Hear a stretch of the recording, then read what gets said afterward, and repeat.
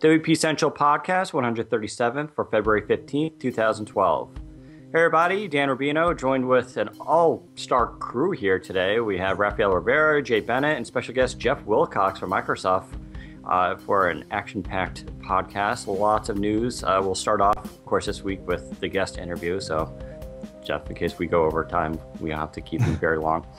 Yes, we're very aware that we're taking Jeff away from his job at the moment. So he's graciously agreed to give us a little slot of time that he can help. So, Jeff, thank you very much for joining us. Glad to be here. So we're going to start off, hopefully, with basically, for those of you who don't know you, and frankly, if they follow our site and podcast, they probably do know who you are.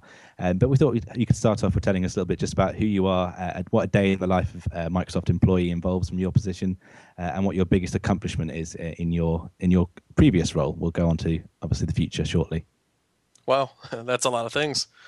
Yeah, I'm just stacking up so you can talk about whatever you like. Oh, yeah. Well, so, I was on the Windows Phone team, originally on Silverlight, and we were working to really get it ready for the phone. And, we did everything on there from building the list box control to, working on performance. We did app building, really a lot of the core things. It was a pretty small group of developers that did this. And so it was a really cool experience. That's where it came from, I guess. When did Silverlight development start? When did you start on that? I was actually on Silverlight from the start. So we worked on a version called 1.1 WPFE back in the day. Back in the day. Yeah. The only person who might remember that is probably Rafael. I'm probably too young to know. No, I've never heard that one. Did you not? No. So tell us about what your average day involves now, Jeff. Well, at least on the phone team. I recently announced that I moved teams, actually. But the phone team was a really fun place to work. We definitely worked hard, we played hard, and we made a lot of really cool things. One of the neat things there that most of Microsoft doesn't have is all the devices. So, you'd come into a desk and you'd see, actually I have a bunch of cords here.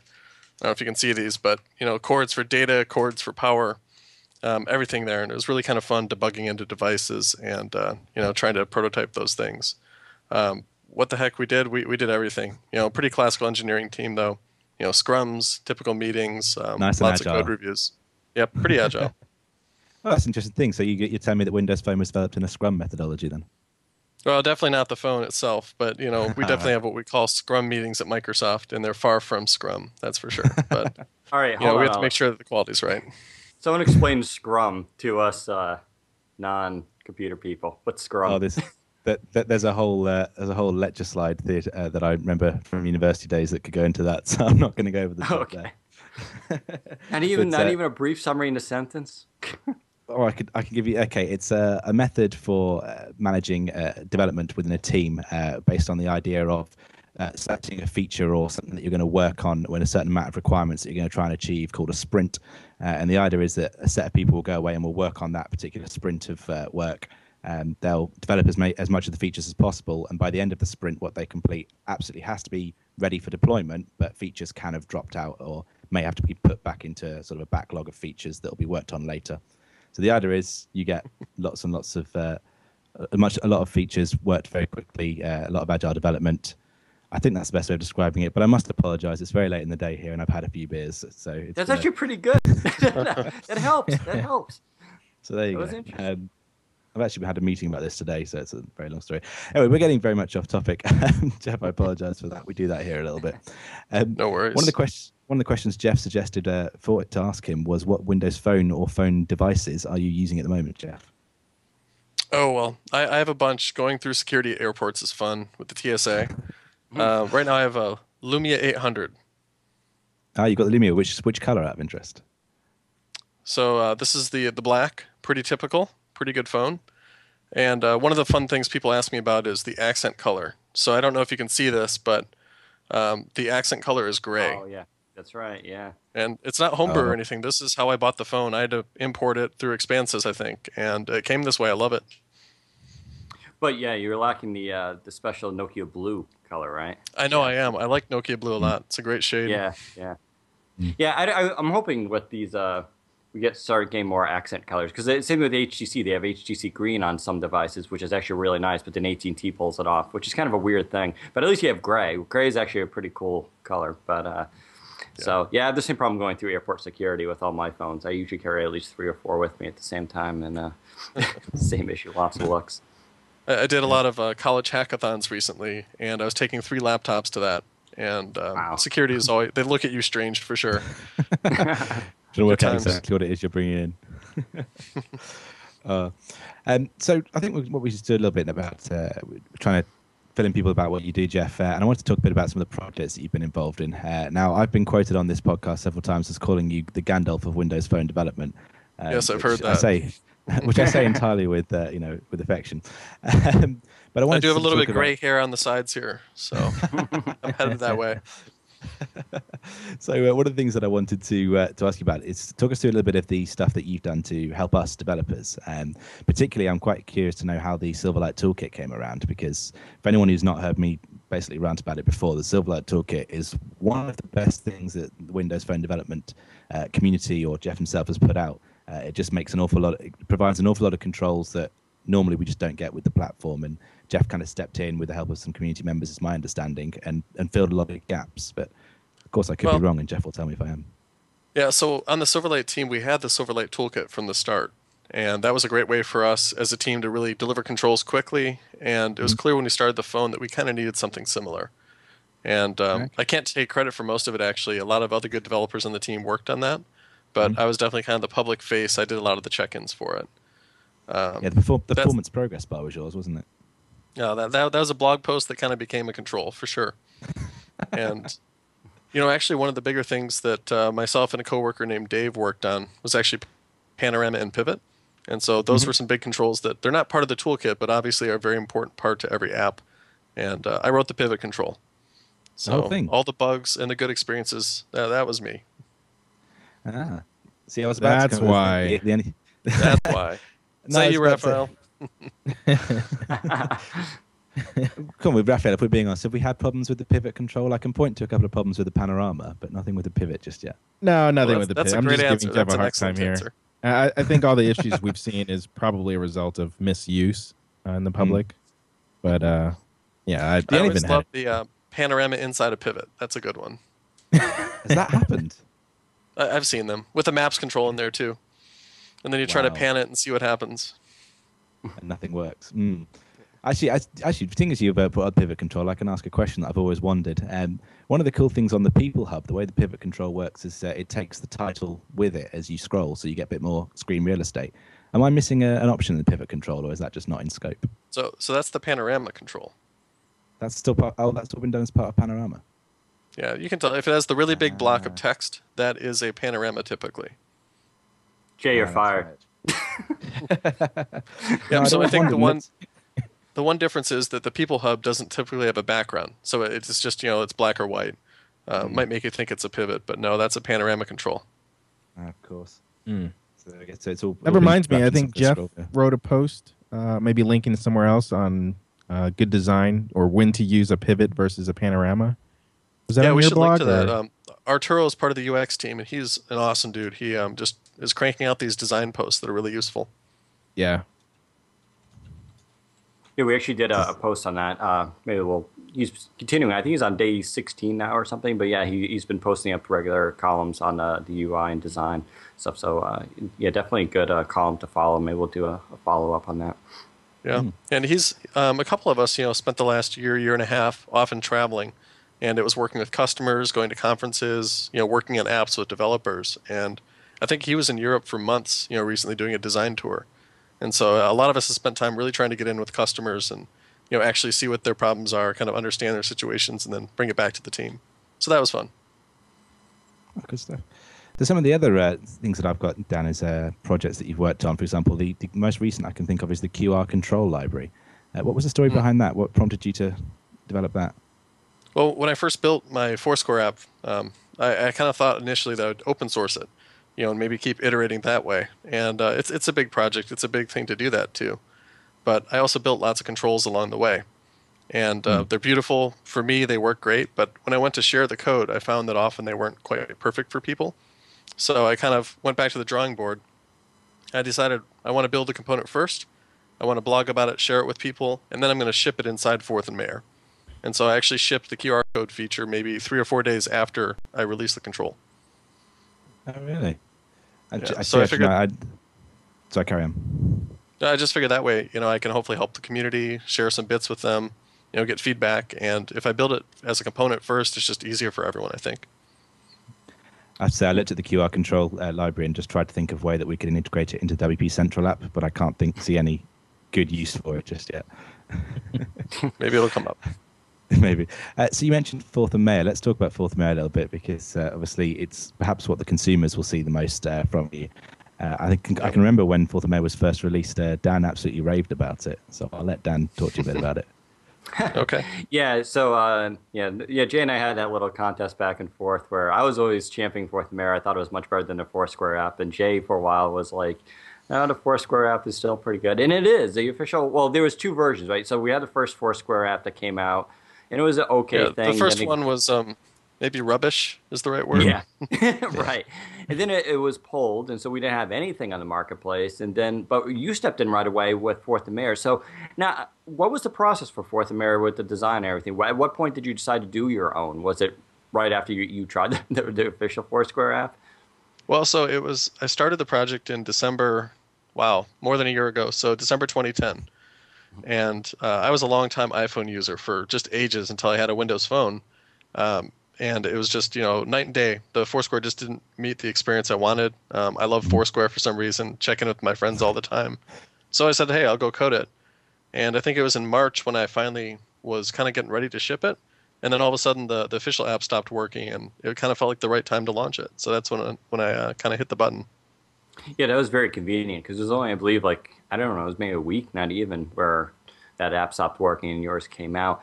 And since then, you've been doing quite regular updates. And there was a good point where they were going kind of neck and neck, which was really funny. It was like almost every other week you guys were both releasing updates. But then finally, I think they almost, I don't want to say they gave up, because they gave up.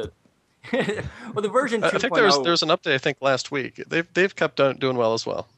Yeah. Ever since the 2.0 version, the app came out, they started, I think, really doing a pretty solid job, actually. And it is a nice app now. 2.0 actually is nice. But 4th of May definitely, as far as feature-wise, I think started passing it probably about 3-4 months ago. And so, and I think the way I look at it is really, my app, it's about the pivot control. I built Pivot. I love it. I just want it to look like the phone. I want it to work like the phone, just to be simple and quick. And then the Foursquare one looks beautiful. It's got really good design. It uses panorama. That's awesome. But for me, it's just, it's not the app I'd want to use. And so that's kind of why I'm still doing the separate one, is I figure I want to make my own experience. I'm making the app that I want to use. And that's one thing we've always gotten back from our readers, is they love that Metro, that Pivot look, that really stripped down to make it look like it is part of the phone. And matter of fact, we did that with our app recently, where we got rid of the blue theme and made the Metro one the default. And so it is funny how much that style, that UI design, has really sort of influenced, I think, a lot of developers. And we always tell developers now, if you want your app to be successful, make it as native looking as you can. And it seems to be a pretty good success story. So do you have any big plans you were trying to do for 4th of May? You said you're going to continue with it for 2012 and probably 2013, and you're going to open source it at some point, right? Yeah. Well, so first up, before that, I just have to point out here, Microsoft employees, it's great that we can build apps, but we get no special favors.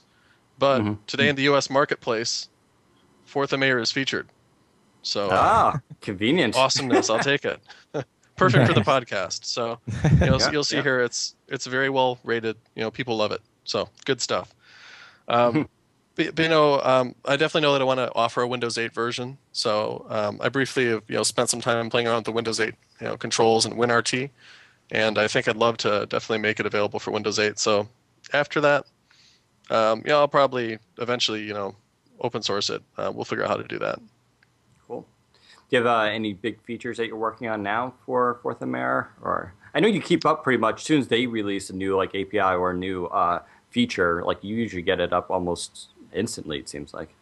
Yeah, I launched the menu one pretty quickly, and the big thing for me right now is notifications. So the push notifications are pretty good. They could be better, I'm sure. And so I'm kind of prototyping a lot of improvements there. And it actually relates well with my new day job. So I've moved to the Windows Azure team. And my entire backend's powered by what's called Node.js for the geeks. It's all JavaScript and some database stuff. And so a lot of it now has been iterating on the server side that doesn't come up as an update, but does improve for the users. Gotcha. Yeah, talk a little about Azure. So from the Windows Phone perspective, we don't talk a lot about that here, even though it is a huge component of Microsoft. It is what powers their cloud services. Tell us why. Tell us why. It's actually a large part of Windows Phone apps in general, because Azure is pretty much offered out to, I think, the majority of the guys who are coming out with their own web platforms will tend to choose Azure because of all the benefits for first-time users. Yeah, so developers definitely are aware of it, but for like the consumer end, we don't really hear much about it. So Jeff, you want to talk a little about that and like what made you, what was so compelling for you to switch?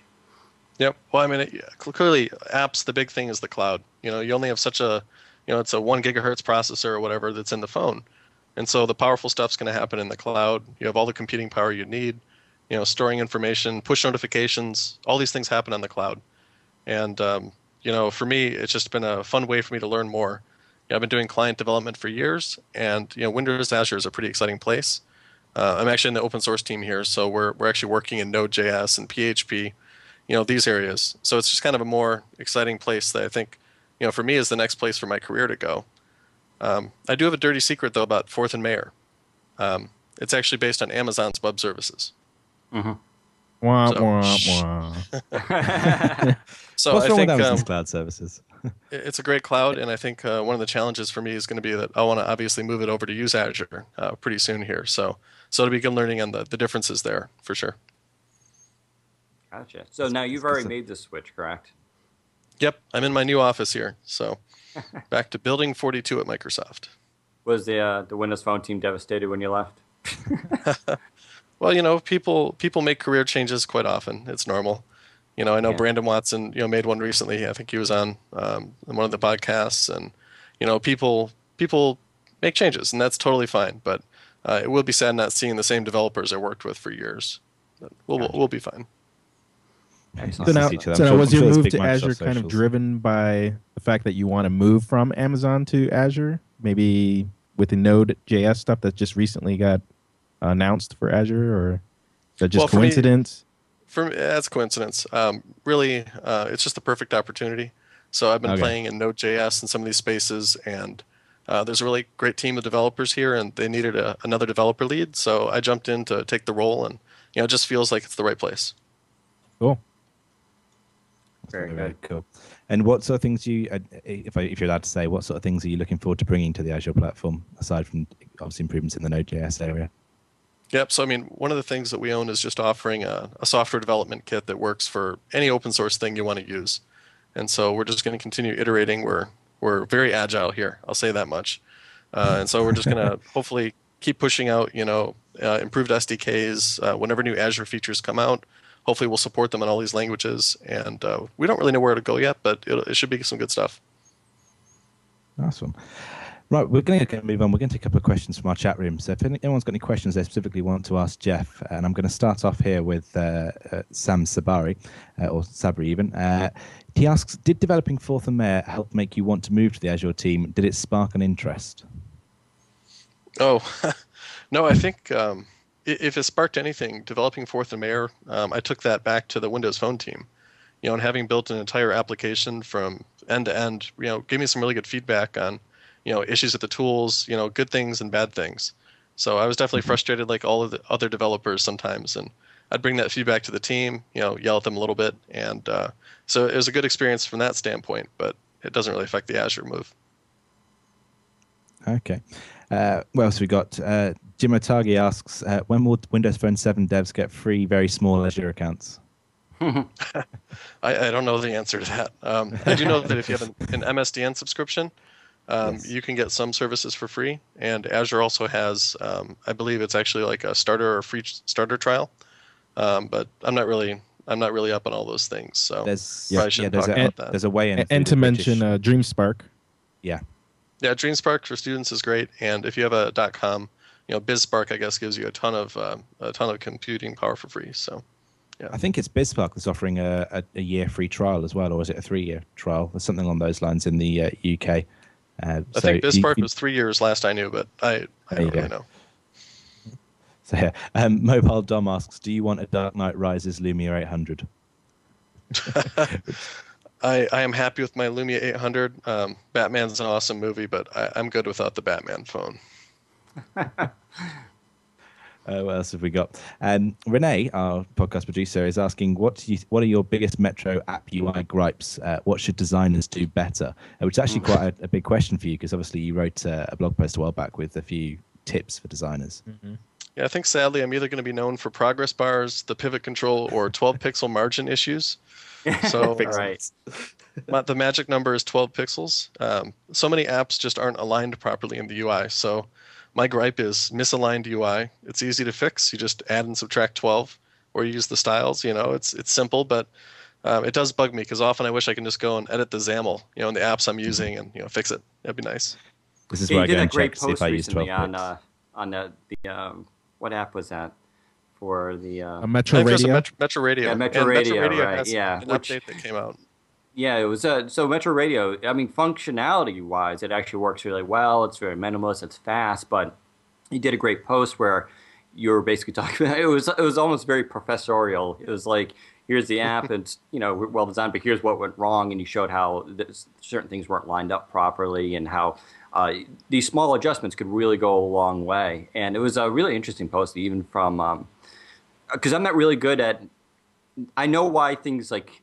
It doesn't look right, but I can't explain why it doesn't look right. So that post actually was really nice for explaining what was not right and what worked and what doesn't. So I think definitely developers need to pay a little more attention to these things. You put out some interesting tools that help with these alignment issues, and it's a simple thing devs can do, but hopefully we'll see some more quality apps coming out. And just to jump in there and defend some of those devs, though, I've just recently went through this designing a concept application, and the tools you get in box are not exactly upfront with how to design your application properly. I didn't know about this 12 pixel thing until I read Jeff's post, and he is right. That 12 pixel number is magic. Once you start aligning stuff to 12 or 24, everything just works beautifully, and that's not upfront. No one really knows about this stuff. So of course their app's going to suck. First of all, I should say that the Metro Radio app, there's been an update, and they addressed most of the things. It looks great. So, it's easy to fix, just takes a few minutes. When out of the box, though, there's actually, the documentation's kind of clear. The big one are text blocks are not aligned. And there's actually styles you're supposed to use. We tell people to use them. It's in the documentation. If you're using a text block, just look for style, make sure you use one, and it should be fine. But, developers were lazy. We drop onto control and we just assume it's done.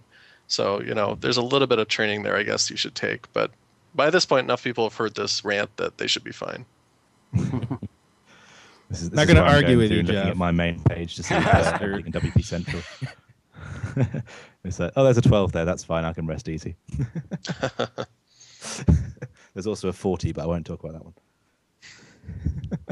What's this?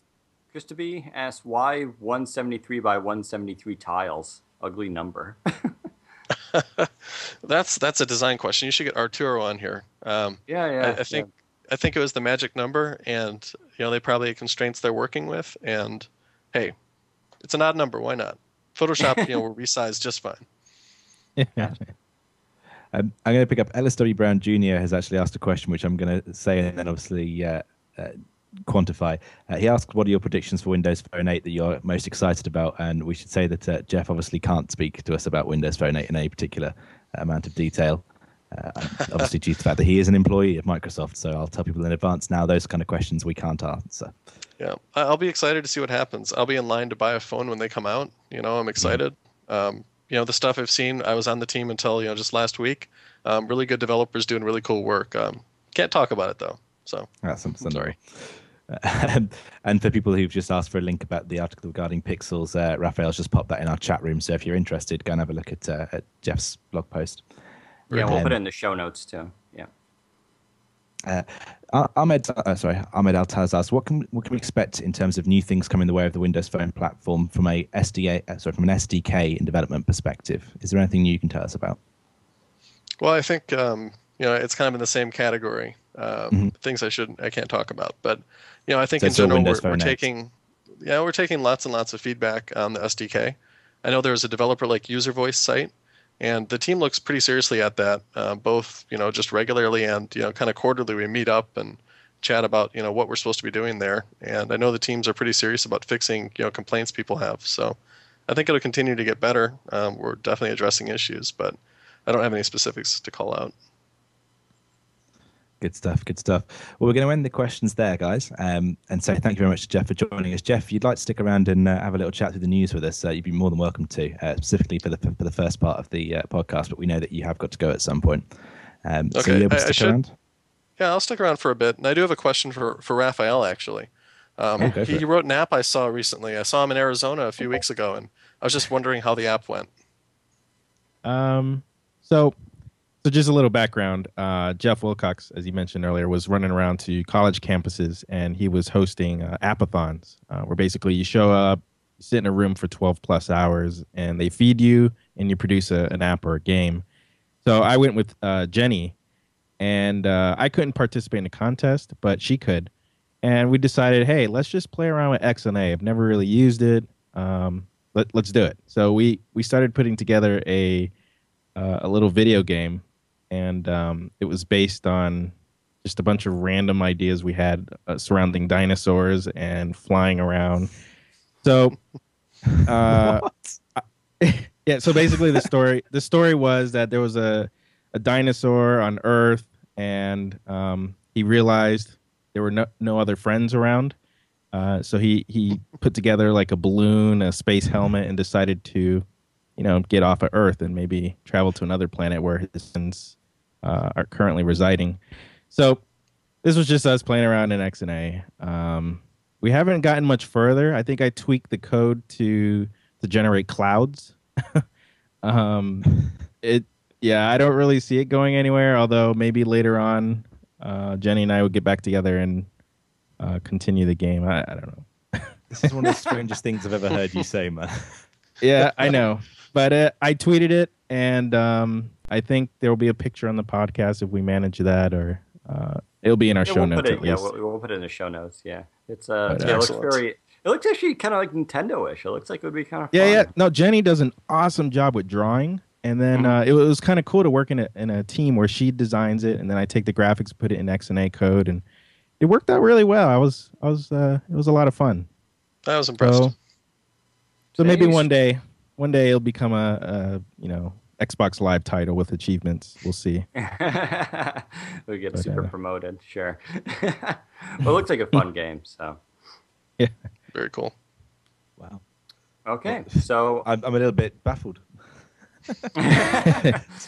Rafael has a sensitive side. It's okay. Yeah, I like dinosaurs and balloons. Yes.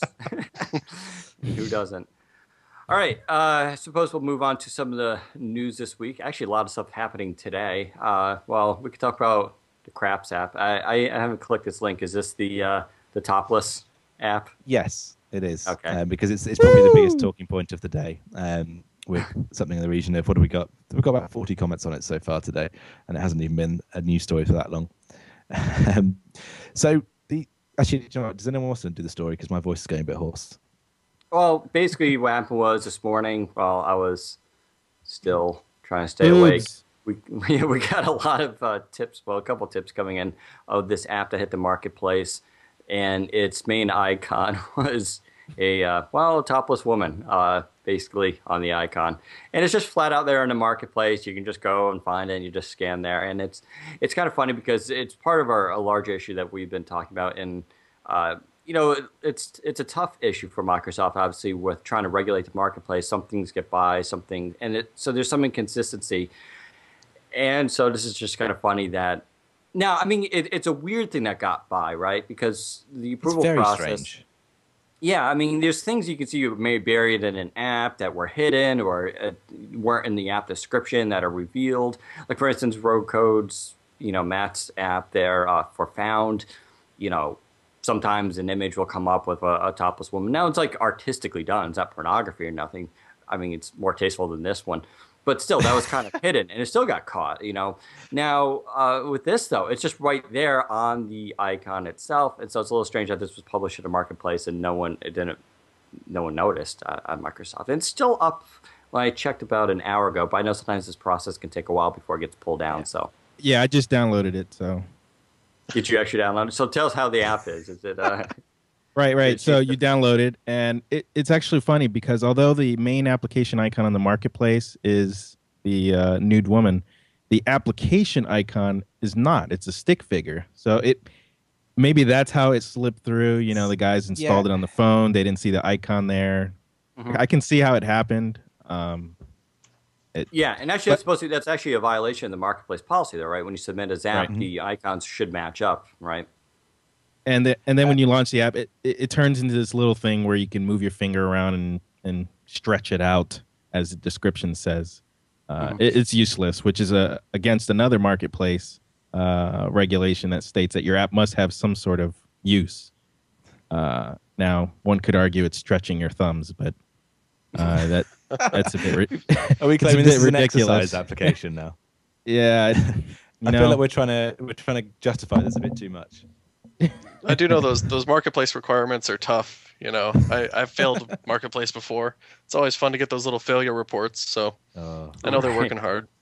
Do you know what? It is a bit random. We've had ones where we've gone in and we've had something really obvious has been pulled out or something really simple has been pulled out. But I think I got a bit of a lead tester last time that I got it in because they found a bug scenario which I hadn't even thought to test, and it just sort of came back and hit a back button at a really awkward time.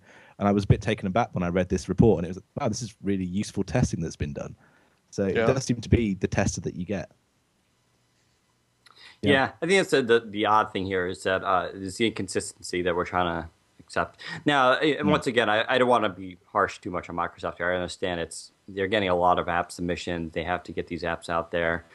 You can't possibly catch every single thing. So, but we're also, I think some people are looking for leniency on some issues, worse in perhaps more strictness on others, and that's trying to find that right balance. So I think they're doing it basically overall a good job, but it is funny once in a while to see something like this slip by. So hopefully we don't want to be harsh, but wake the hell up. Yeah, right. Seriously. Right. Well, that and those RSS apps need to perhaps go, but it's a separate issue. Let's talk about Apollo app compatibility. Looks to be confirmed. So Apollo, of course, Windows Phone 8 coming out later this year at some time.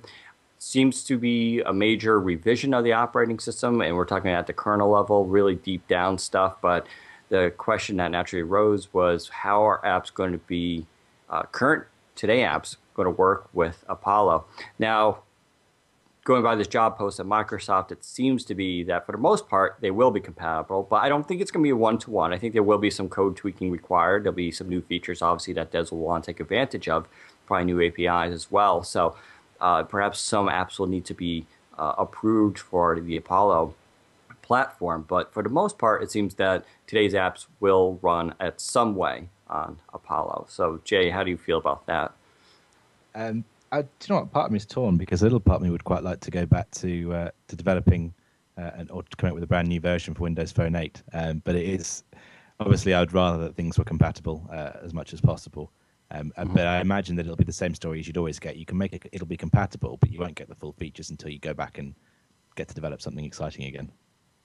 Are you going to try to do a Windows 8 version? Well, that's for you to decide, isn't it? To decide on how we decide to cover Windows 8. Gotcha. Well, maybe something we can consider at least, since it seems like the code will overlap significantly to a certain extent. So that should be kind of nice. But and there's also now this other story that came out today about Tango. So Tango is going to be this more low-end version for developing countries. The requirements, the hardware requirements, are really brought down low. We're talking supposedly 3-megapixel camera, less RAM. Live tiles are an option or won't necessarily have to work. Now, this is an interesting thing because it looks like it's almost going in two ways. With Windows 8 or Windows Phone 8, you have the apps which are going to have higher requirements and more options. And then with Tango, though, before that comes out, you're actually bringing it down with less requirements and less options. So now the question is, some of these apps, today's apps, won't actually run on Tango and will need some sort of Tango approval to do that. And by that, I mean they'll have to strip out some features that will be optional. So we're not even sure about our app because obviously Tango hasn't been released. Microsoft hasn't put out any specific details nor what the SDK would require for it. But this is sort of an interesting thing as far as talking about app compatibility. It's almost going in two directions, and so now we're starting to talk about fragmentation, whether or not that's going to actually be an issue. Well, we've always believed that this is that we always knew that the direction of Tango was always going to be more of a low-end market release. It's not an upgrade to Mango, and people shouldn't be expecting that. We've never thought that. It's a low-end market release as far as we're led to believe. So I'm not entirely sure what will happen with regards to from a developer perspective. Part of me is expecting to actually receive some communications from Microsoft at some point saying you have to do this, that, and the other to make it Tango compatible. Otherwise, it'll just be downsized, or perhaps there'll be some kind of rescaling. But I'm cautious about us saying anything because much of our chat room is trying to watch Jeff's face to see if he says something. I currently have a Mango here. Yeah, I love Mango. It's great. So yeah, we should all focus on the Mango release and how happy we all are with it. Yeah, well, we'll see what happens. Mobile World Congress, we're expecting in a couple of weeks. Hopefully more will be revealed at that point. But it's sort of interesting where the platform's going. I'm almost a little confused as far as we got Tango on one end and then Windows Phone 8 on the other. It's like going very much extremes. But I suppose in a way this needs to be done in order to really cover the market. And doing that low end. It aligns with Nokia's strategy as well that we've talked about before. Right. So, because obviously Nokia are looking for. I'd like to believe that Nokia are looking for Windows Phone to completely replace Symbian. It's just actually probably more of a developer's dream and hope than anything else. But that's the hope. So we'll see. More coming in a couple of weeks. Nokia's Valentine's Day card and free taxi. So Nokia once again dominating the news, especially on our site. We even get a couple of people complaining about that, saying, "Why don't you just guys call yourself Nokia Central?" Like, well, sorry, Nokia knows how to advertise. So when we do those videos and them taking over public transit areas or something they're advertising, it's because they know how to gain attention. And very grateful. I know someone pointed out in the chat room that, could you imagine if Microsoft didn't sign a deal with Nokia, where we'd be today? And I think it's definitely true. I think if Nokia went Android, we'd have be very different show today. That's for certain. But Nokia did send this Valentine's card to. It's brilliant. Yeah, so this went to some AT&T stores apparently, and some higher ups within the company. It's always funny when these corporations personify themselves, I suppose. And so they sent this card out. It's pretty funny. It's a little creepy almost. It's written from the perspective of Lumia 900. Yeah, it's a little creepy. Come on. It's a company talking about how their relationship didn't work out with AT&T. It's been on and off, and they're looking forward to it. I don't know. It's a little strange. I'm not sure if creepy is the right word for that. I think it's just awesome. I find human emotion creepy. Yeah, Dan, I'm not surprised. But it was nice to see. It's definitely building up hype and momentum for Nokia. We're expecting the AT&T 900 to, of course, launch middle of March. So that's kind of a big deal. Also, free taxis in London. Yeah, from a UK perspective, that's kind of awesome. Yeah, we always get a little trouble here because you guys call these black cabs there, and in the Americas, we're very sensitive to the use of black cabs because it doesn't really mean two different things, but people were always sensitive. But Jay, explain briefly what these black cabs and. So the black cabs are the equivalent of the yellow taxis that you guys have running around in New York City. It's just it's just how our taxis look. And do you know what? I've been trying to find this taxi. I haven't been trying that hard, but I've been hoping to see this taxi. And what it is Nokia have decided to put their branding on the side of one of these black cabs and effectively said, if you see this taxi around, you can just jump in it and it'll take you wherever you want to go for free. Which I'm not going to lie, I was hoping to find this taxi and then ask the guys to take me to Newcastle just to see how good this deal was. But as it turns out, I can't find it, or it's sort of doing the rounds, probably up and down Oxford Street, a little bit too far away from where I work. So I'll have to deal with it. But it's considering how much Nokia probably had to pay just to get the extortionate black cab fees waived. It's quite an interesting little publicity stunt, and I'm a bit of a fan, I have to say. It was just a very cool thing to see Nokia pull out and do. Hopefully they'll do this in New York City because I could use some cab rides. That's for sure. On the cab front, I have a question. Okay. Where the heck is an Uber app? Can we have Uber for Windows Phone, please? Uber. wait, what's an Uber? Is that Uber Uber's? app? Uber's like the private cabs. They're in a bunch of cities. They're in like Boston. They're here in Seattle. And you just pull it up in your iPhone and you say like, "Come to me." They drive up to you. They talk to you. You get in there. You never have to pay them. It just all charges your credit card. It's awesome. But there's no Windows Phone app. It sucks. So you hear that, developer? Someone get on that. Come on. Jeff Wilcox's next app. Yeah, there we go. Yeah, well, you're not too busy, right? Fourth of Mayor doesn't take up too much time. I'm keeping it busy for sure. Yeah, that's actually one thing we do hear a lot from developers, and I think you've even mentioned this a couple of times, that it started off as like a little side project, but it actually did turn into be quite a work in keeping it updated. And because once you throw it out there and thousands of people start using it, all of a sudden they become your beta testers in a lot of ways, and they tend to find things that either you didn't know about or real isolated circumstances. Rafael, of course, you've dealt with this with your homebrew stuff too.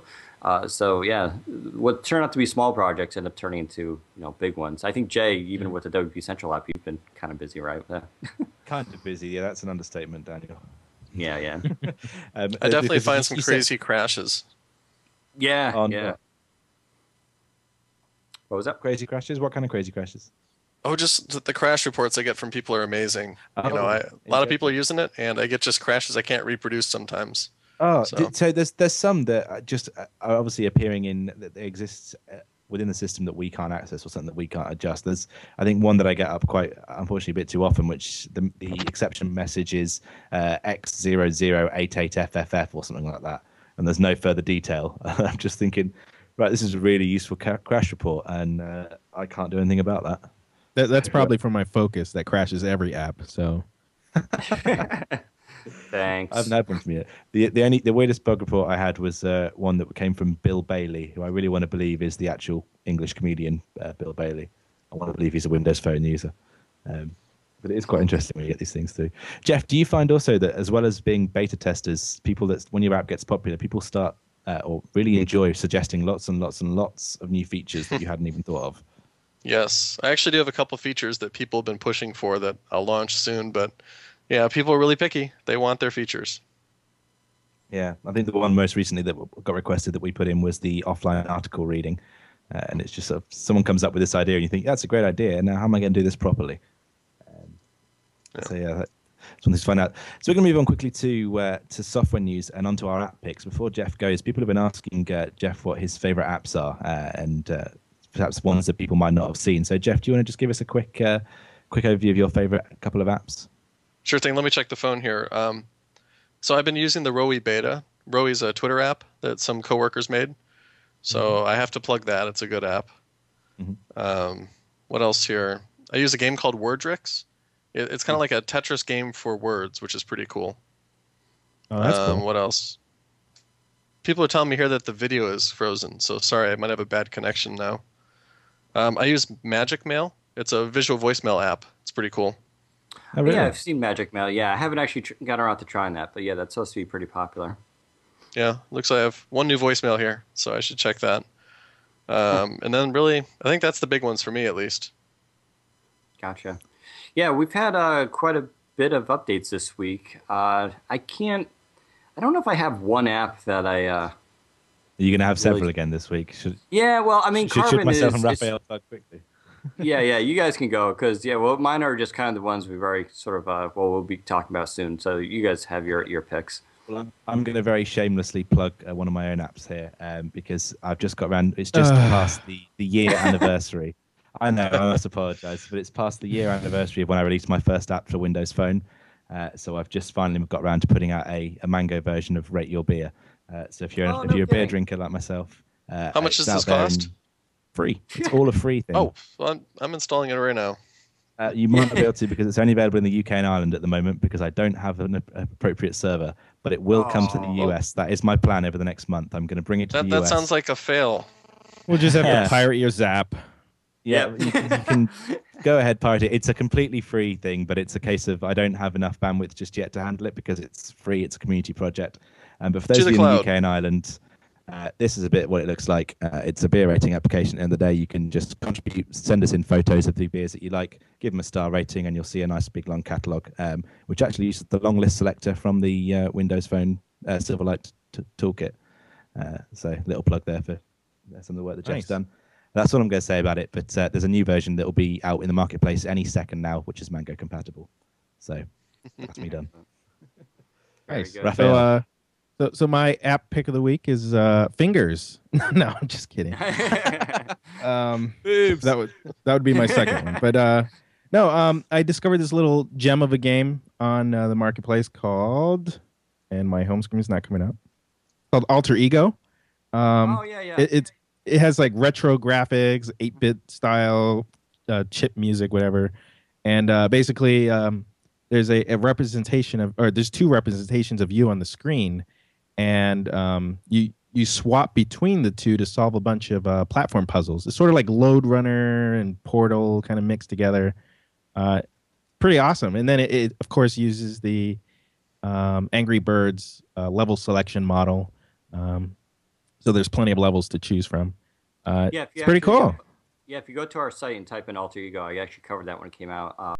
There it is. Yeah, it's one of my top games. Alter Ego is definitely one of the more interesting sort of. I'm a huge puzzle platformer type fan. And I love retro graphics, and it's definitely a great game. Definitely worth it. Yeah, the only downside to it right now is that the controls are very frustrating. Right. But maybe that would be a control that Jeff puts out. Some sort of directional pad control. I don't know. Let's see what else we got this week. Facebook version 2.3 finally hit. That was a surprise. No one knew this was coming, and Microsoft announced it that morning. Actually, the Facebook people announced it that morning, and it came out. And 2.3 is actually a pretty big overhaul, right? So this they made the app, I would say, more compatible looking with the website, where it followed more of the UI guidelines and offered many more features, including the banners and image support and ability to, I suppose, interact. I don't actually use Facebook because I think it's creepy, which is weird because I use Foursquare.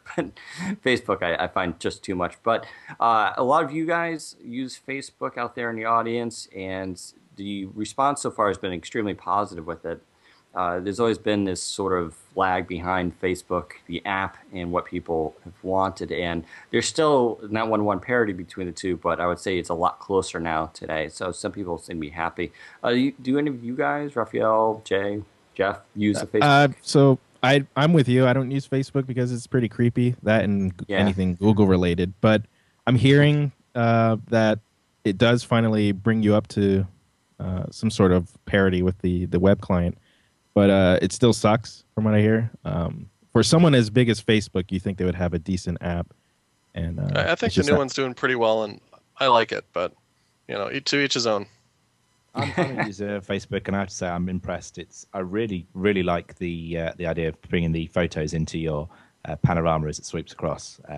That's just a very clever bit of design. I like the fact that, as you said, the notifications, everything now is sort of a bit more.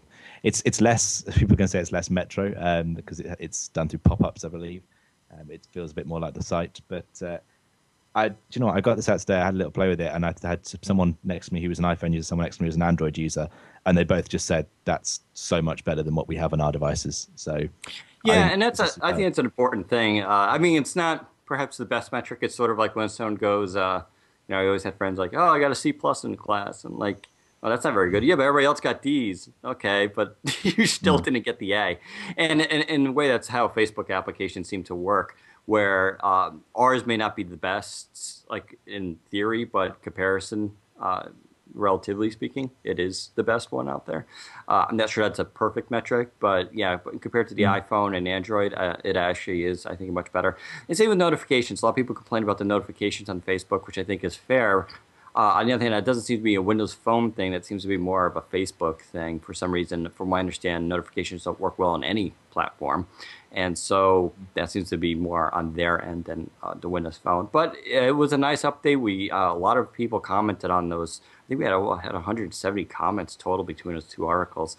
And most of them were extremely positive. So definitely a step in the right direction. Hopefully we'll see a 2.4, which goes even a little bit further, addressing some issues. But definitely a big release this week. Great for the platform. So Carbon finally hit the marketplace. So we've been talking about Carbon since, geez, I think it's like October or November last year. Carbon, it was a huge application on WebOS, which maybe doesn't make it that huge, but it was very popular on WebOS. And the developers came over, and they actually have working on an Android version now too, but finally came out on Windows Phone. Their history is really interesting as far as getting this app to the marketplace. It failed 4 times. A lot of it was sort of silly things. Twitter is not very popular in places like China and Malaysia, and so they had to restrict. Yeah, they had to restrict the submission process to exclude those countries. And they actually put a blog post up detailing their experience, and it was a little frustrating to the point where they actually had to get a little Microsoft intervention because they were ready to give up and take a break. The good news was, of course, version 1.1 was submitted and released to the marketplace, and version 1.2 is about to come out with trial support. And I'm a big fan of Carbon, mostly because it has multiple account support, which I definitely need, and I love the UI on this. They've done a lot. It's really smart and intuitive, and so I really like the account selection and where the gestures are going with the next version. And I don't know, good stuff. Response has been very positive. I think it's 4.5 stars already, or even higher, out of 5. And so they've been doing really well. Have you guys tried Carbon? Do you have a preference? And Twitter is very personal as far as what people like to use. I can say I have not tried it yet. I got to install it. But actually, you're using the Rowie betas, yeah. I'm using Rowie, yeah. And I hate to tell you, but I got to run, guys. So it's been fun. No problem. And, thank you very much. Yep. Jeff, thanks once again for joining us. Sure thing. Have a good one. Yeah. Rafael, you're using. No, so I want to use it, to be honest. I am also on the Rowie beta.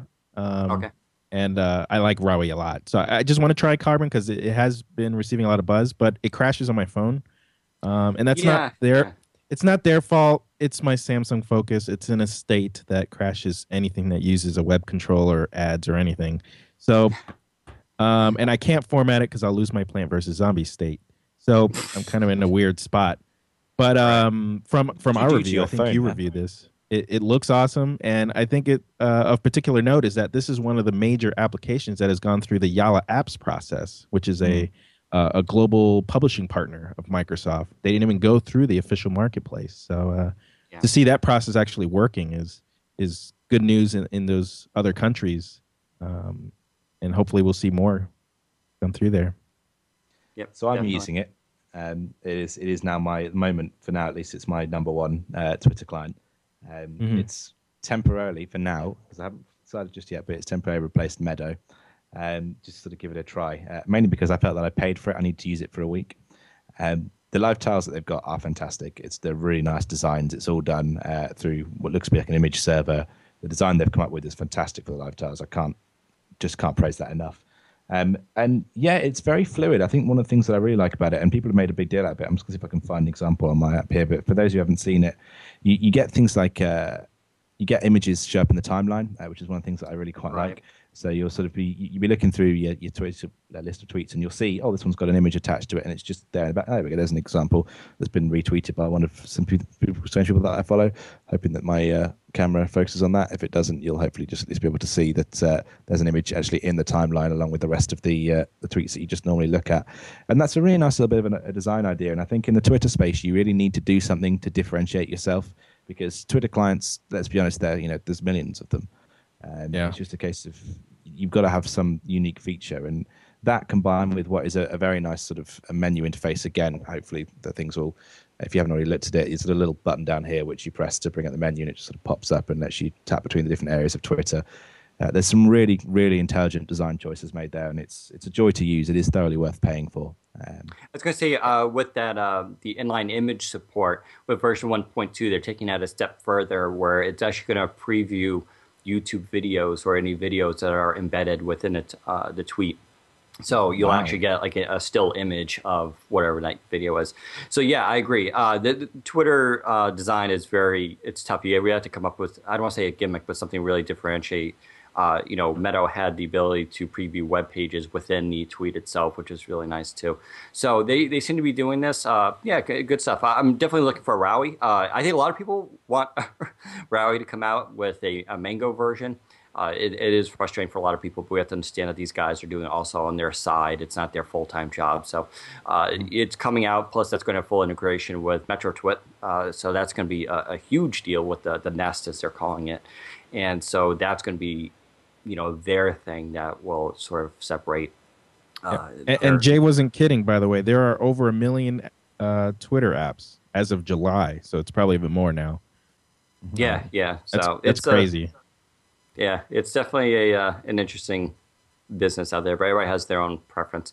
Reinstaller, this was an interesting app. So it goes a long way to addressing, I guess, complaints for people, but it's not perfect either. Reinstaller is a free application in the marketplace that basically accesses your live account, pulls down all your apps into a giant sorting list, and then you can just hit and reinstall them.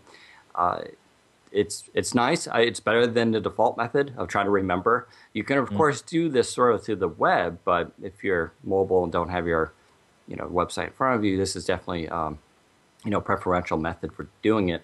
Unfortunately, the problem with the marketplace, as we all know, is you can't get rid of apps that you don't want. So we're going to do like a little mini contest. I'll kind of pre-announce it now to see who has the most apps out there on their device. I have, I think it's 1,035 apps that I've installed on my device, as far as my account goes. So if anyone can beat that, it'll be kind of interesting. But that obviously poses a problem where I'm never going to install 1,000 apps again to my phone, at least not in one shot. Oh, we hope anyway. Yeah, it'd be interesting to see how long that would take again. But there's no way to remove that. So I'm always going to have at least 1,000 apps, and it's just going to go up higher. So, but it's a free app. It's definitely nice. If you need to get a new device, you can quickly manage some apps there. I know, Rafael, you would prefer something a little more detailed than this, right?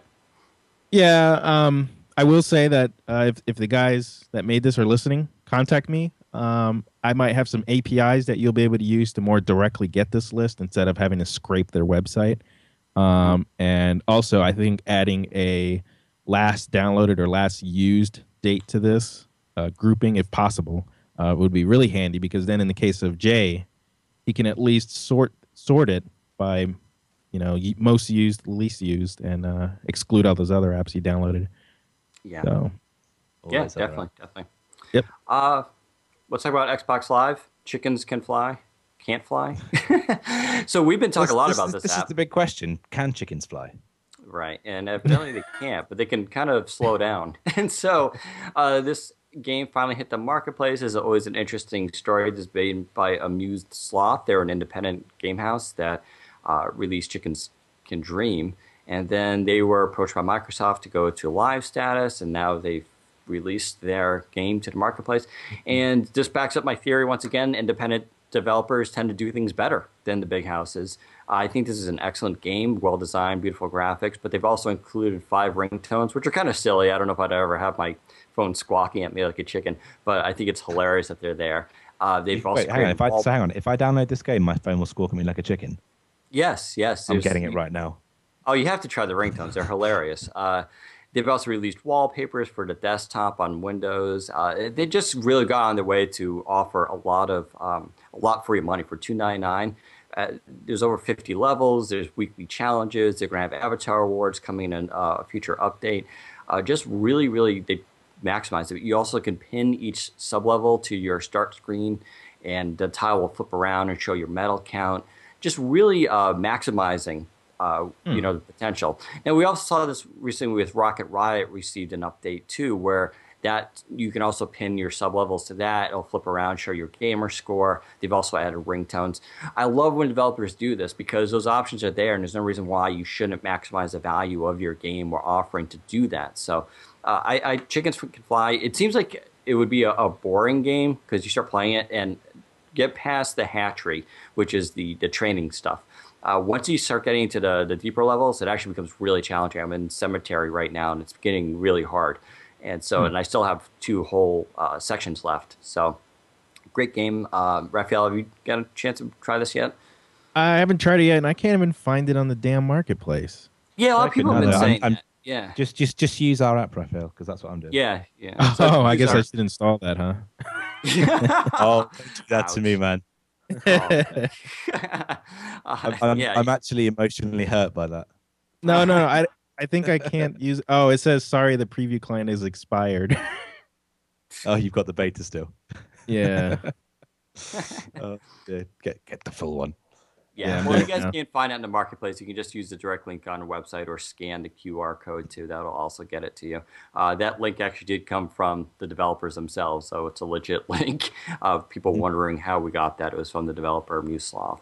So, but yeah, go try Chickens Can't Fly. Definitely, I think one of the best games out there. It's very arcade and great for casual gamers. I think it'll be very popular. Deal of the week is Gravity Guy. This, I'll be honest, I haven't played. I'm going to get this. Yeah, I might pick it up now for the deal. I know Paul really likes Gravity Guy. It does offer some interesting gameplay. It's a platform runner game that offers some interesting twists on that. What price is it supposed to have gone down to? I believe it's $199, but let's see. No, it's not. So I think it was a $299 game. It's not showing up as deal of the week yet for me, so I'm just going to hold off just for now. Yeah, it's $199. So.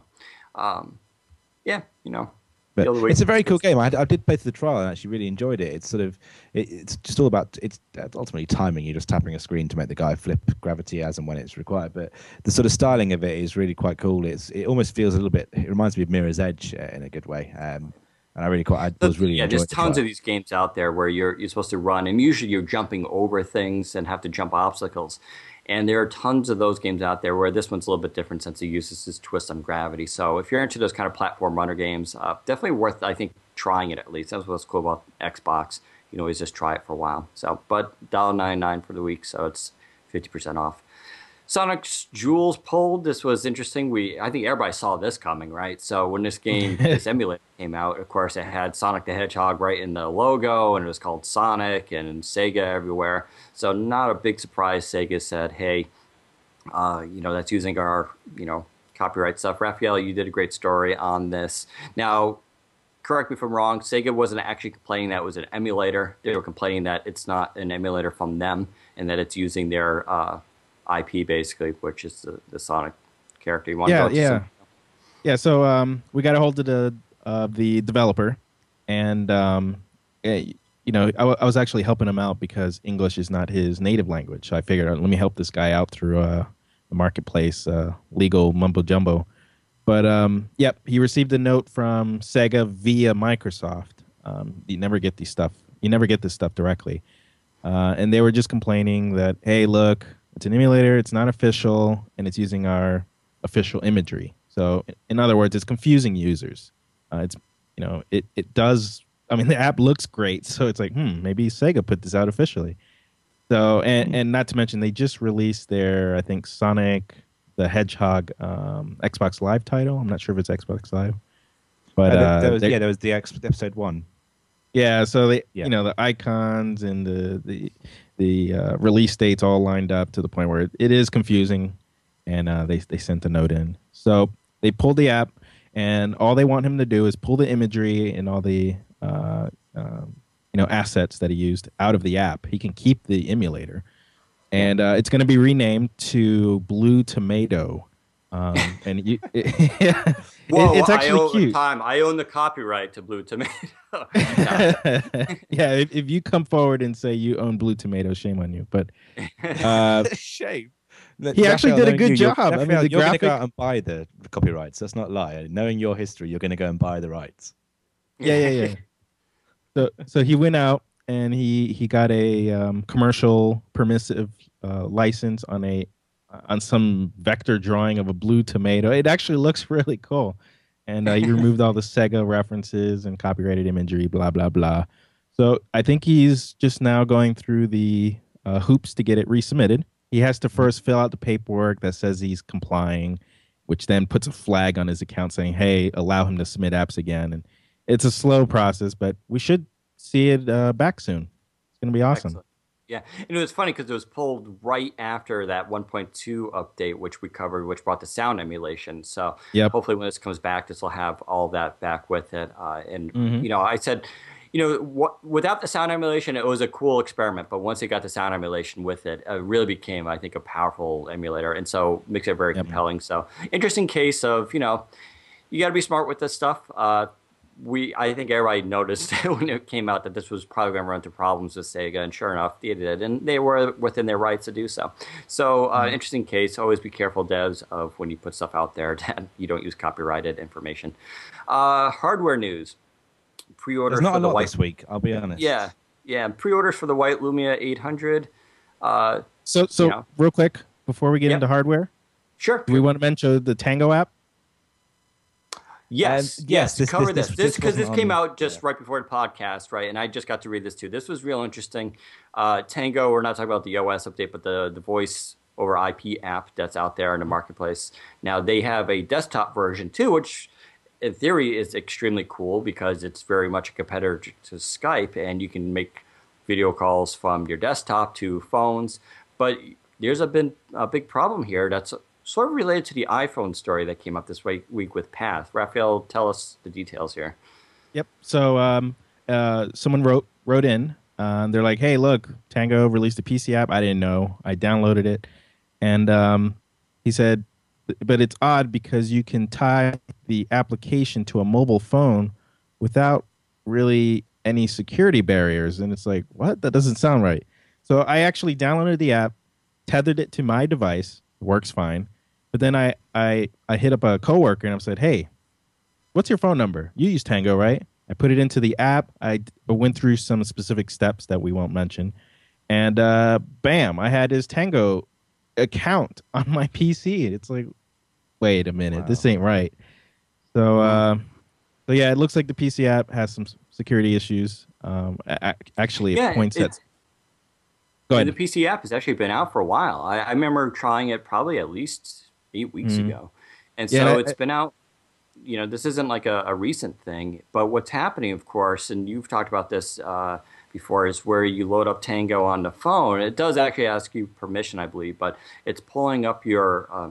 it has native access, so it pulls up your address book and actually syncs it to the server. Now, you verified that you can disable this, and then I suppose they will pull their information from their server so they don't retain it. But this is similar to what's going on with the iPhone. Big controversy there with Path, was an independent company, and they were pulling up the address book. And iPhone, even surprisingly, has less security in this regard than Windows Phone does. Windows Phone, at least, you need to have the permission in theory and be able to disable it, whereas iPhone up to now did not have, this wasn't a requirement with developers that they had to notify users that they were pulling this information. And it turns out there's quite a bit of apps that are doing it. And so, in fact, Tango, which is cross-platform, is doing this, but also making it less secure is, a pretty big concern. I don't use Tango, but I know I have installed it. So, my account supposedly is up there too. So that's certainly sweet. Send me your phone number. Yeah, what's your phone number, Dan? Yeah, sure. You call the 5 people who are on Tango that are on there, and then they'll just tell you, why doesn't Dan ever call? It's always a big complaint I have with all the phones. I never call anyone, actually. But so, yeah, big deal. Always concern of security here. So going back to the hardware news, White Lumia 800 for pre-sale. This will be a pretty anticipated device. You can pick it up. Expansis has it, and Phones for You has it, I believe, too. So one is a contracted, one's a contract-free. Definitely... interesting. We also ran a story last night. Supposedly, companies offering the White Lumia 900, which is, of course, interesting because it hasn't been announced yet. But $625 you can supposedly, or $645 you can pre-order it, which kind of a risk. But they won't charge you unless it actually ships. If you want to give your credit card information to a company, they actually have some pretty decent ratings, so it's not a scam. But it's not clever. There's no point in putting down money for it yet when you don't really have any solid. Guarantee. Yeah, right. Yeah, I mean, it's just consumer advice, that surely. Yeah, this is the way, which is why we try not to, pimp this too much. But yeah, I mean, websites can always go pre-order this, pre-order the iPhone 5, go ahead. It hasn't been announced yet. There probably will be an iPhone 5, and unless we won't charge you unless it ships. So they can say anything they want, whether or not it'll be true. I think there probably is a white 900. Sure, why not? I mean, there's a white 800. It's not a big deal to make a white 900. So it's probably as well. Are we getting red and green Lumias as well? This was interesting. This video came out. I really hope so. Yeah, there's debate whether or not they were showing off the cases for the phone or the phone itself. They're real. Real. We're gonna get green. We're gonna get red, and I don't know if that fuchsia is the same as the magenta, whatever as they were calling the current one. Yeah, fuchsia and magenta are the same. They were advertising the cases. They did a really crappy job of that because they did not convey it whatsoever. And I believe that these probably are colors that they're thinking about doing. They also mentioned yellow, which wasn't shown here in the video, but I kind of actually like. Yeah, so the green color I thought was kind of cool, but sure, why not? The red one will be very popular with a lot of people, I think. Yeah. Yeah, and this goes hand in hand with that post we just ran on, or that Nokia ran on picking the right colors. And right. Plastic. Yeah, that was interesting behind the scenes. They've done quite a good post lately on behind the scenes. They also explained their clear black technology, which I almost understood regarding the polarizing process. Very interesting stuff. And now they also explained what makes the Lumia polycarbonate stuff really interesting. It's polycarbonate, it's just plastic, but it feels like metal when you touch it, which is interesting, but it's not as heavy. But it's also dyed all the way through, meaning why that's important is if you scratch the device, you won't reveal a different color. And that's a big problem, right? You get a lot of these metal devices where you scratch them and they're one color and below it, now you're going to see that silver. And so you won't do that here. If you scratch it all the way through, it's just going to be the same color. And need that in my car. Yeah, right. Just out of interest, by the way, could I manage to expense something? If I sit here now and like keyed my phone just to prove this, can I get another one on expenses? No. No. Oh. Why would you get another one? It'll be fine. It'll be the same color. I'll tell you what, a massive scat. You can expense it if you cut it right now and it shows silver. Like, you want to prove Nokia wrong. And excuse me 1 second while I go and get a silver pen. Yeah. But no, this is an interesting thing. It would be brilliant to have on your car, definitely.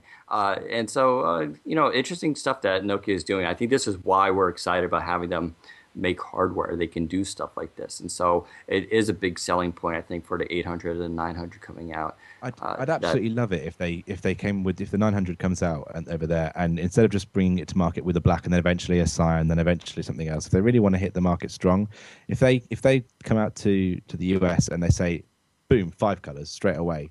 They are doing 2 colors right away. Black and cyan will be co-launched together. So that is definitely happening. Which is something. And yeah, don't get me wrong, I picked the cyan, it's beautiful. But it would be amazing if they could just, because you can imagine that display in a store, in an AT&T store, you walk into that room and you've got these 5 amazing phones in front of you that are all different colors, and just it will kind of look like it's an invasion, which is always what they said. Was it Rolling Thunder was going to be? Right. That sounds like Rolling Thunder to me. Got 5 different colors of phone. It's gonna be weird though. I mean, a yellow Rolling Thunder color. That might not work. Yeah. I'm not sure about yellow, but we'll see. Rolling Thunder though, Jay. See, I think you're confusing Rolling Thunder with D-Day. What you're calling for is a D-Day. Rolling Thunder is like a slow, persistent attack, whereas a D-Day would be all at once. But I do agree though with the. I have no idea on what the metaphors are from. I'm not going to lie. It would be better for them to have all the colors released at once. There's no doubt about that. So hopefully, but at least I'll take a cyan on release day over just having black, available. So what else? And let's just talk while we're talking about Nokia stuff. The Nokia Luna, not Lumia. Yeah, so this was their Bluetooth headset, and that's out. George ordered one. Should have it in a few days. We'll have a review up. As you pointed, they probably don't have review units to give us because of the earwax issue, which is pretty gross. Yeah, I tried. We don't want to get a used one. But the Luna is actually, it's a really nice Bluetooth headset. They did a nice design. This is, once again, they can compete with Apple. They go head and head with this stuff. It's a neat little, if you go watch the video on the site, it's like a little holder that actually acts as a charger for the device, and it pops in there, and it can charge it on the go and plug in directly, and it comes in great colors, and It can pair up to 2 devices at the same time. It has NFC support. Now, a lot of people point out, well, the Lumias don't have NFC support, so who cares? But I'm sorry, if you're going to spend $99 on a Bluetooth headset, might as well future-proof it. There will be NFC support. I mean, for Windows Phone, it's right around the corner. So why not get it now and have it for the future? Now, NFC support is great because it means instant pairing, and you just put it up against the back of the device and pair up. I think it's brilliant. So, you said George ordered this? Is he importing it or? Yeah, I believe so. Yeah. Oh, okay. I'm looking around on Amazon for it, and it's not there. Yeah, I believe he ordered it overseas. So we'll have more details, I guess, when he gets it. And where is it being released to me initially? I imagine Europe and the UK. Oh, I'll have a quick look around. Because part of me, I want one, and I don't know why I want one, because I have absolutely no use for it whatsoever. Yeah, same here. Same here. Yeah. I just want to put it in my ear and pretend that I'm on some kind of weird 60s video with that color and start doing this. We used to do a lot of Bluetooth headset reviews, and we haven't, just because we're so busy doing software reviews, and even I'm just too busy. But I have I don't have a color anymore. I had 10 Bluetooth headsets, and I barely used any of them, but I liked them. Like the Blue Ant, I'm a huge fan of. I love the Z9. I think Blue Ant does a really good job. But yeah, these are very compelling. I hate using the word sexy with technology, but Nokia kind of does do that. It looks sexy. Yeah. Okay. Speaking of NFC, fingers. Actually. Speaking of NFC, we should briefly mention the LG Fantasy, I believe it was called. It was LG's second generation Windows Phone that's right around the corner. Supposedly, the Miracle, the Fantasy, what's it called now? Yeah, I think one of them is a CDMA and one is a GSM. That's what I really think the difference is here. But so the device people were leaking out photos of it. It was a tester phone, went up for sale. Someone supposedly bought it. Not saying who, just saying watch the site in a couple of days maybe. But that's going to have NFC support, which is interesting. Also gyroscope and their new screen technology, which Nova, I think it was called, which I'm not that familiar with. All I know is it's supposed to be brighter and use less power. Always a nice combo. So we'll actually see how well that screen is. I'm actually kind of interested in this device. We've harshed on LG a little bit, but this actually kind of looks like interesting. It's actually nice looking. It's pretty thin. I don't think it's going to be the high end stuff that people necessarily want, but new Nova screen, NFC support, gyroscope, thinness, 4-inch screen. 4-inch for me is the ideal screen size. So we'll have more on this, but LG may be getting back into the game here. So definitely interesting stuff. So with that, unless you guys have anything to add, we can hop to community. Yeah, hop on to community unless Rafael's got anything else up his sleeve. Nope, ready. Good stuff. So let's move on to comments from last week, and we can actually tell that this is the first podcast we've had since the new version of the app with comments enabled, because we got a lot of comments last week. So the first comment, actually, I'm going to just try and summarize the thread. It was from J4ROD, who just says, "I like how there's an option in the WPCentral app to download the WPCentral app." To which our own Daniel Rubino replied that it's Inception. You can have our app within our app. Yes. Then we got Appception, and then we got I put your app within your app so you can app while you app from Fian. Which I was originally going to do instead of the Inception one, because that is the popular meme too. So but someone did actually ask, how do you stream from the app? To answer that question, swipe over to the right and click the podcast section. I have just popped in a new feature for 2.2 so that it doesn't automatically always resume where you left off, because I realized that's a bit counterintuitive. That's the story. Then we've got more stuff about it's recursive. Yeah, if you don't have the app, how do you download it? And this was, again, we had a little thread from C. Dodd Geller saying that he was getting the end of the year podcast. That's, again, the app always tries to resume where you last left off, which at the time I thought was a really good idea. And I'm now thinking you need to have that option to reset it, because otherwise it becomes a bit of a pain. We had one comment from Link68759. Says, by the way, they didn't rewrite the Windows Phone 7 kernel. Windows Phone 7 uses the CE7 kernel, so there's no restarting from scratch. I think we thought Windows Phone 8 was using a new kernel, and I'm fairly sure that's still true. Unless Rafael's going to tell me otherwise. No, I have no idea. I'm guessing, it's kind of hard to say that Microsoft rewrites anything, right? Obviously, they're going to derive, code from where they can. But yeah, it's the Windows Phone 8 stuff is probably a branch off of Windows 8. So there's no real rewriting there. It's just fine tuning. But it's a fair point. Yeah. Then we got a question from Joel77 just asking where the video was. And we had a bit of a problem with our video last week. But if you do want to go back and watch that video from last week's, it is now up. You'll find it at the link at the bottom of this page if you're looking at this one. And then some complaints about the fact we were using Macs. And I'm going to read one of these comments at the bottom here in what I'm going to try and put on my best strong British accent because I think it'd be quite funny. So TMJPX says, "A Mac, huh? Dem. Need my Android tablet while you're at it, JK. No, seriously though, think of glass half full. An Apple product is slaving to promote our products. GGGG. Now, that's real funny right there. GGG." What? That's my point. I don't understand what he's saying. Okay. I really don't. But I thought I read it out in a bit of a time Jay reads Someone said something not proper on the internet. Breaking news. There we go. So just to comment on that, while Renee may be using a Mac, I am exclusively PC here, and Daniel probably is too. Oh yeah, no Apple. So I have an iPad, first one that is collecting dust. I haven't even turned it on, and I think I'm going on 10 weeks now. Every once in a while I turn it on just because I just want to. But yeah, I don't use any. And Jay's using Linux, so. Jay's not using Linux actually. Jay uses Linux on server stuff. Everything in front of me is Windows. Linux. This is a year for Linux. It's fun. I got it now. Yeah. Remember Linux on phones? That was going to be a big thing too. Of course, Android. Wow, but Android not is really.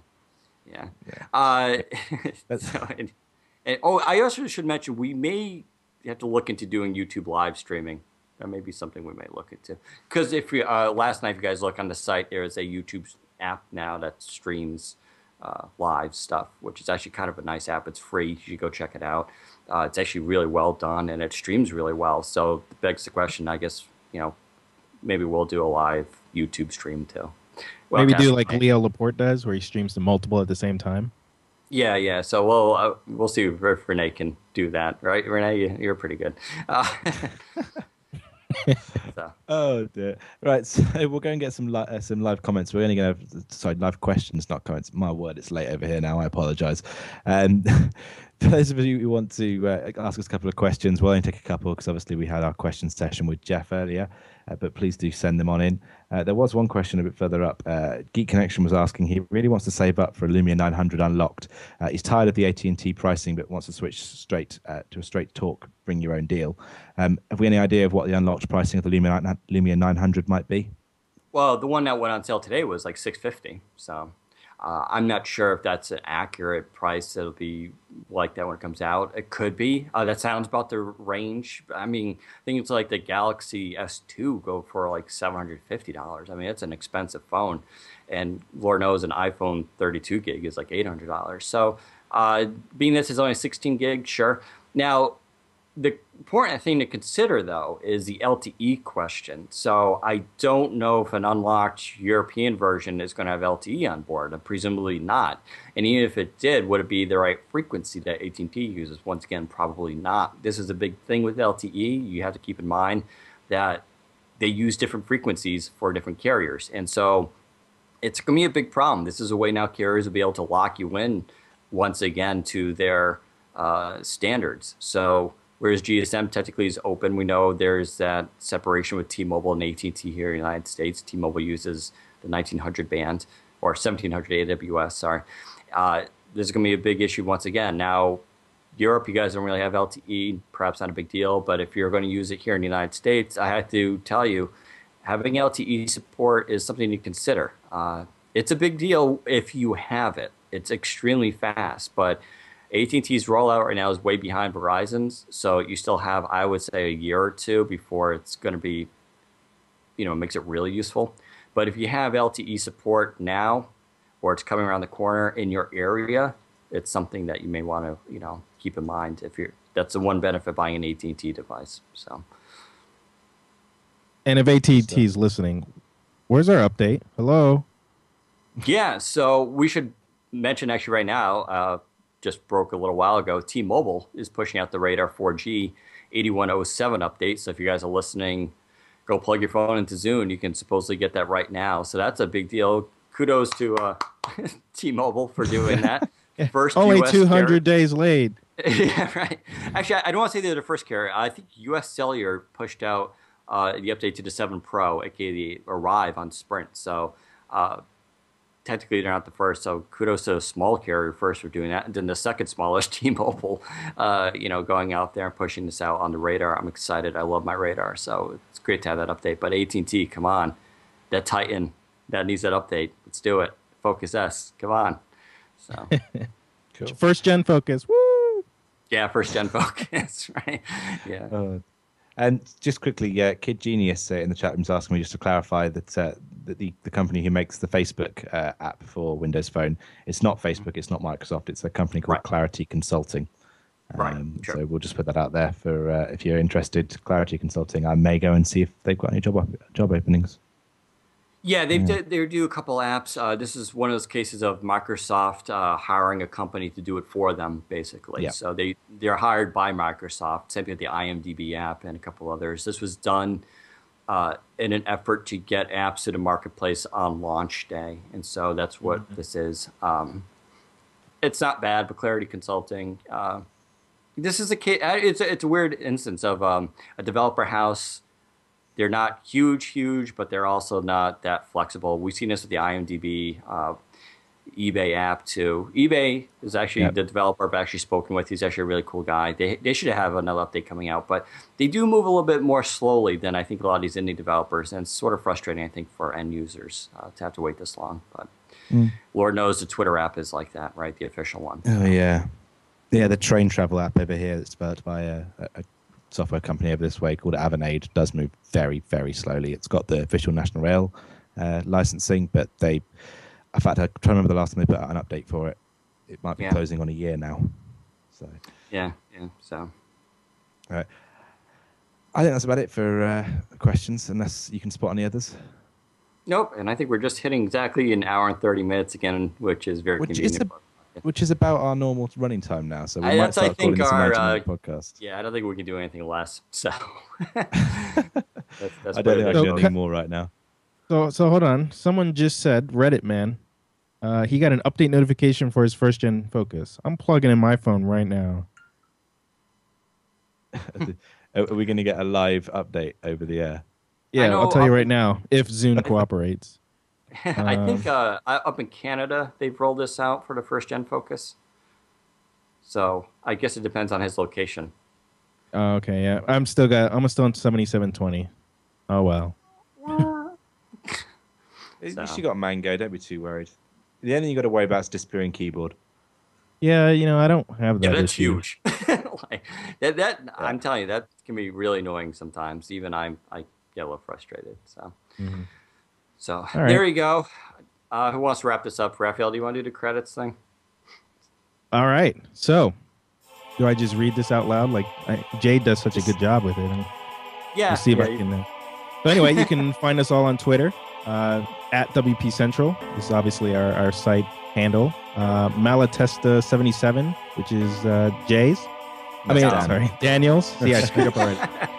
If Daniel will just rename that to something more, readable. I do. I am going to do a switch. I actually do have a private one, Daniel Rubino. So I do have to switch that. George, our good old country boy, does awesome reviews on the site. CopperTop004, and then we have Rich Edmonds, JT Bennett, which is Jay. You're seeing him right now. SegaCon, myself within Rafael, Matt. He's at Rogue Code. Jeff Wilcox, we just had him on the show, interviewed him, teased him about 4th and Mayor at Jeff Wilcox. This has been a Mobile Nations podcast. Go to mobilenations.com for more great shows covering anything mobile, or head over to the WP Central forums. Can't emphasize that enough. We actually have forums, and Daniel and all of us we're going to start going there.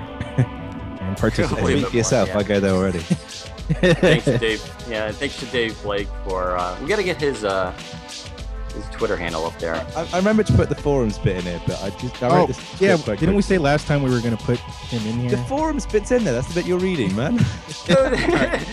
Baby steps. Sorry, Dave. We'll get you on Twitter next week. Yeah, Dave Blake is our great forums admin. He does a great job up there. So, if you'd like to get involved with our community or writing the notes, just ping us there. And thanks to our WPCentral store for sponsoring the podcast. We actually have a store. Go there, buy all your goodies, and they're decently priced. And thanks to the great artist for the music, and to ccmixter.org for offering a great database of Creative Commons music. That's very important. Make you happy. Yeah, I was going to say that makes Rafael happy. Probably we're not stealing. Yeah, it's very important that we do not lift music off of Google or wherever we find this stuff. So there you go, everybody. Thanks for joining us once again. We'll be back hopefully next week, and we'll see about getting Brandon Watson if he's still available. I kind of feel bad. He's probably like, hey, I've left. Well, I guess have Jeff on. And so because we never asked Brandon, really. Well, I did, but then he said to go through I had to go through a rep, and I think I tried to email the rep once, and either I didn't get the email address right or something. But it forced me to organise these things, and sometimes I just get too busy with the rest of my life. So, yeah, Daniel, feel free to arrange for Brandon Watson. We gotta go through his handlers first. But we're going to try having more people on regular for this feature. So. But can I say, because I only emailed Jeff about this on Monday, so can I say a huge thanks to Jeff for coming on the show. It means a lot that he came along in at such short notice to come and talk us through. So really, really appreciate that, Jeff. Thank you very much. Mm-hmm. Yep. Thank you. There you go. And take care, everybody. We'll see you next week.